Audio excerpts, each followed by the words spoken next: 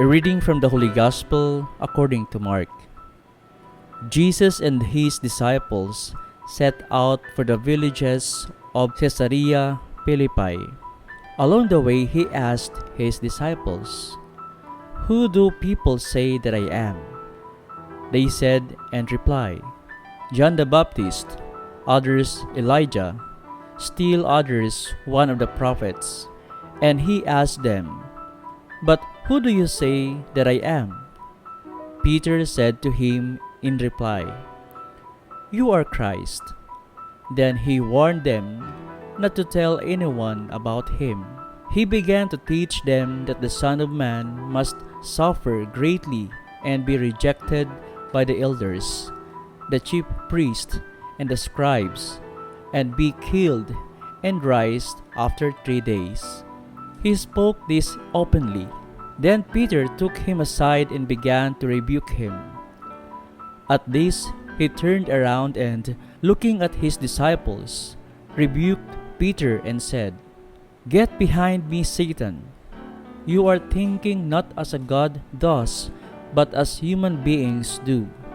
He summoned the crowd with his disciples and said to them, "Whoever wishes to come after me must deny himself, take up his cross, and follow me. For whoever wishes to save his life will lose it, but whoever loses his life for my sake and that of the gospel will save it." The Gospel of the Lord. Who do you say Jesus is? This is one of the big challenges of the present world. To build a personal relationship with Jesus, to really know Him and relate with Him in a very real, concrete, or non-intellectual sort of way. A big help, of course, is to constantly read the Gospels where His life, His words and deeds are narrated, and to reflect on or contemplate them. At the same time, it also helps if we bring the Gospels to our everyday life by looking at present realities in the light of the Gospel. Every day, there are people who seek for healing, who are hungry and thirsty, not just for material food, but also for justice, peace, liberation from oppression.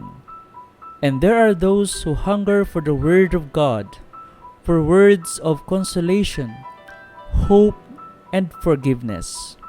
We can be Jesus' presence in the here and now, and thus make the Gospels alive for our times. In our active participation in the life of the church and civil society, we come to know Jesus more as we imitate the words and deeds of long ago.